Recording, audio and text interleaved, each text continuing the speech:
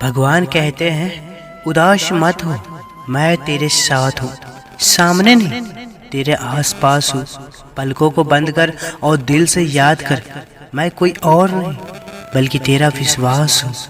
फंसाने वाला सोचता है कि मैंने तो आराम से इसे मूर्ख बना दिया, पर वो यह कभी नहीं समझ पाता कि वो एक रिश्ता और एक इंसान को हमेशा के लिए खो रहा है। जब गंगा नदी में पानी कम होता है तब पानी में 2-3 हिस्से हो जाते हैं। जो पानी मुख्य बहाव से अलग हो जाता है उसे गंगा जी का पाप माना जाता है। मुख्य बहाव से अलग होकर जीवन खो जाता है। उसी तरह आपने खुद को भगवान का मुख्य बहाव से अलग कर लिया है, इसलिए आप दुखी हो। दोबारा उससे जुड़ जाओ। जब तक आप गुरु एक नियम को जीवन का मुख्य हिस्सा नहीं बना लेते तब तक आप कुछ नहीं बदल सकते। आप बार बार असफल होते रहेंगे। तुम्हारा मन कभी नहीं कहेगा कि मैं तैयार हूँ, अब काम, पढ़ाई, ध्यान शुरू करो। ये हमेशा तुम्हें उलझा कर रखेगा। इसलिए मन की अनुमति मिलने का इंतजार मत कीजिए। जाति, धर्म, नौकरी, पद, प्रतिष्ठा, रहन सहन, दौलत, दहेज, सुंदरता देखकर विवाह करने वाला समाज बेशर्मों की तरह ये कभी नहीं कहता कि जोड़ियां ईश्वर बनाकर भेजता है। 1 साल में सब बदल जाएगा। कोई एक दिनचर्या पकड़ लीजिए, उसे 1 साल तक पालन कीजिए। एक नियम अपनाते ही जीवन के बाकी सभी हिस्से खुद ब खुद ठीक होने लगेंगे। 1 साल में आपको जो चाहिए वो हासिल हो जाएगा। सब दिन होत ना एक समाना, आज जो है वो कल नहीं होगा। अभी अवसर है, बदल सको तो बदल जाओ, वरना बहुत जल्द माया तुम्हें फंसा कर कहीं का नहीं छोड़ने वाली। जब अकेलापन लगने लगे तो समझ लेना परमात्मा ने तुम्हें चुन लिया, इसलिए तुम्हें भीड़ से निकाल कर अकेला कर दिया है और कह रहा है कि तुम अब सिर्फ मेरी ओर चलो। तुम्हारी सबसे बड़ी समस्या कभी कभी तुम्हारे भीतर का संत जगकर तुम्हें कुछ अच्छा करने को कहते हैं, पर पुरानी आदत के कारण वो विचार खो जाता है। तुम एक विचार पर रुको, उसमें भाव डालो, तभी कुछ बदलेगा। मन की मानना बंद करो। 1 मिनट की गलत क्रिया कई वर्ष के लिए जेल पहुंचा देती है। जेल पहुंचकर मन ज्ञान देगा कि ऐसा न करते तो आज बच जाते। मन की चाल समझे, ये हर जगह आपको फंसा रहा है। एक व्यक्ति को उबासी आए तो उसे देखकर आप भी उबासी लेने लगेंगे। उस व्यक्ति ने अनजाने में आपके दिमाग को एक सुझाव दे दिया। आपका दिमाग लगातार दूसरों से प्रभावित हो रहा है। ये बातें संत अच्छी तरह जानते हैं, इसलिए ये अपने विचारों को ध्यान में रखते हैं। यदि तुम्हें कुछ नहीं मिल रहा है तो इसका पीछे 2 वजह है। या सही समय नहीं आया, या तुम्हारी किस्मत में वो चीज़ नहीं है। पूरे दिल से प्रभु को कह दो, आज से आप हमारे और हम आपके। यदि आवाज़ दिल से निकली होगी तो इसी पल से तुम्हारी चिंता समाप्त होने लगेगी। भगवान के पास सब है, मेरी इच्छा पूरी कर देंगे तो उन्हें कोई घाटा हो जाएगा। जवाब, यदि तुम्हारा हर इच्छा पूरी हुई तो घाटा तुम्हें होगा, उन्हें नहीं। भगवान अज्ञानी नहीं है। यदि वो तुम्हें कुछ नहीं दे रहे हैं तो वो चीज़ तुम्हारे लिए उचित नहीं है। वो दे देंगे तो तुम्हारी दुर्गति हो जाएगी। द्वापर युग में भोजवंशी राजा उग्रसेन मथुरा में राज्य करता था।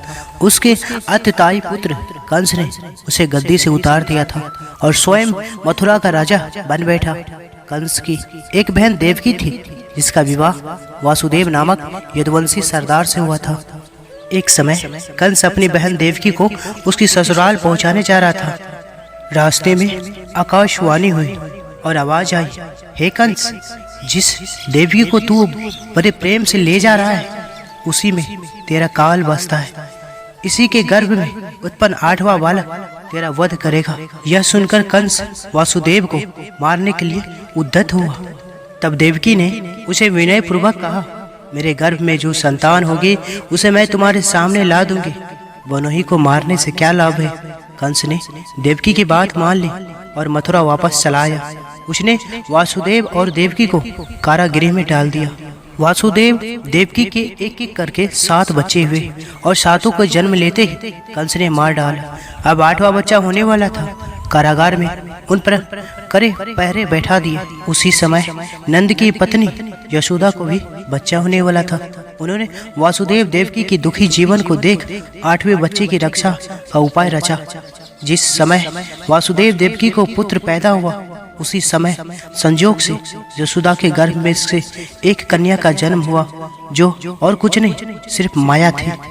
जिस कोठरी में देवकी वासुदेव कैद थे, उसमें अचानक प्रकाश हुआ और उनके सामने शंख, चक्र, गदा, पद्म धारण किए चतुर्भुज भगवान प्रकट हुए।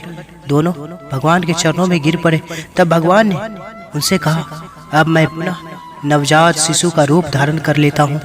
तुम मुझे इसी समय अपने मित्र नंद जी के घर वृंदावन भेजा और उनके यहाँ जो कन्या जन्मी है उसे लाकर कंस के हवाले कर दो। इस समय वातावरण अनुकूल नहीं है, फिर भी तुम चिंता ना करो। जागते हुए पहरेदार सो जाएंगे, कारागिरी के फाटक अपने आप खुल जाएंगे और उफनती अतः यमुना तुमको पार जाने का मार्ग दे देगी। उसी समय वासुदेव नवजात शिशु रूप श्री कृष्ण को सूप में रखकर कारागिरी से निकल पड़े और अतः यमुना को पार कर नंद जी के घर पहुंचे। वहां उन्होंने नवजात शिशु को यशोदा के साथ सुला दिया और कन्या को लेकर मथुरा आ गए। कारागिरी में फाटक पूर्वत बंद हो गए। अब कंस को सूचना मिली कि वासुदेव देवकी को बच्चा पैदा हुआ है। उसने बंद गृह में जाकर देवकी के हाथ से नवजात कन्या को छीनकर पृथ्वी पर पटक देना चाहा, परंतु वह कन्या आकाश में उड़ गई और वहां से कहा, अरे मूर्ख, मुझे मारने से क्या होगा? तुझे मारने वाला तो वृंदावन में जा पहुंचा है, वह जल्द ही तुझे तेरे पापों का दंड देगा। यह है कृष्ण जन्म की कथा। भक्त तो वही है जिसने खुद को परमात्मा के सामने मृतक के समान डाल दिया हो, जिसने कह दिया हो, अब मैं नहीं, मेरे अंदर तू ही है। ऐसा करते ही तुम मुक्त हो। आत्मा की आवाज सुनी जाइए। माता सबरी सालों तक घर के बाहर हर दिन उस उम्मीद में फूल बिछाती थी कि एक दिन भगवान राम आएंगे और एक दिन उनकी पुकार सुन ली गई। आत्मा से पुकारी हुई हर इच्छा इसी जन्म में पूरी होकर रहेगी। यदि घर में आग लगे उसी वक्त कुआं खोदने से क्या फायदा होगा? वैसे ही उम्र रहते कार्य कीजिए। समय बीतने के बाद आपके कर्म का कोई फायदा न होगा। विश्वास वह शक्ति है जिससे उजड़ी हुई दुनिया में भी प्रकाश लाया जा सकता है। एक बार अपने आप पर पूरे दिल से विश्वास करके काम शुरू कीजिए। यकीन मानिए, आप जो चाहते हैं वो आप जरूर हासिल कर लेंगे। जो होने वाला है वह होकर ही रहेगा, जो नहीं होने वाला है वह कभी नहीं होगा। ऐसा निश्चय जिनकी बुद्धि में हो जाता है उन्हें चिंता कभी नहीं सताती। एक बार अर्जुन ने श्री कृष्ण से कहा, यह धर्म और अधर्म क्या है माधव? प्रभु श्री कृष्ण बोले, जिस मार्ग पर चलकर मनुष्य स्वयं को आत्मा के रूप में देखता है, परमात्मा के अंश के रूप में स्वयं को जानता है, उस मार्ग को धर्म कहते हैं। जब तक संसार में एक मनुष्य भी प्रीत है, तब तक वास्तव में किसी का भी सुख संपूर्ण नहीं है। यह जानने पर मनुष्य का मन करुणा से भर जाए उसे धर्म कहते हैं। जब किसी पर तमस गुण छाया होता है तो वह दूसरों के प्रति कठोर, निर्दयी और स्वार्थी हो जाता है। अपने मान वे सुख के लिए दूसरों को दुख देता है। परमात्मा की ओर गति नहीं हो पाती। उसकी अर्थात अधर्म परमात्मा से दूर ले जाने वाले मार्ग का नाम है। श्री कृष्ण कहते हैं, भरोसा अगर खुद पर रखो तो ताकत बन जाती है और दूसरों पर रखो तो कमजोरी बन जाती है। आप कब सही थे इसे कोई याद नहीं रखता, लेकिन आप कब गलत थे इसे सब याद रखते हैं। कृष्ण कहते हैं, माँ कभी साधारण नहीं होती, वह तो परमात्मा के बाद वह शक्ति है जो खुद मौत को गोद में जाकर एक जिंदगी को जन्म देती है। इसलिए माँ का सदैव सम्मान करें। जहाँ आपकी कोई कीमत नहीं है वहाँ पर रुकना अनुचित है, चाहे वो किसी का घर हो या किसी का दिल। झूठ किसी के संबंध का अंत करने में अहम भूमिका निभाता है, क्योंकि सच आज नहीं तो कल सामने आ ही जाता है। कर्मों का फल भोगना ही पड़ता है। श्री कृष्ण भगवान कहते हैं कि मैं किसी का भाग्य नहीं बनाता, हर कोई अपना भाग्य खुद बनाता है। तुम आज जो कर रहे हो उसका फल तुम्हें कल प्राप्त होगा, और आज जो तुम्हारा भाग्य है वो तुम्हारे पहले किए गए कर्मों का फल है। अपने जीवन की तुलना किसी के साथ नहीं करनी चाहिए। सूर्य और चांद्रमा के बीच कोई तुलना नहीं।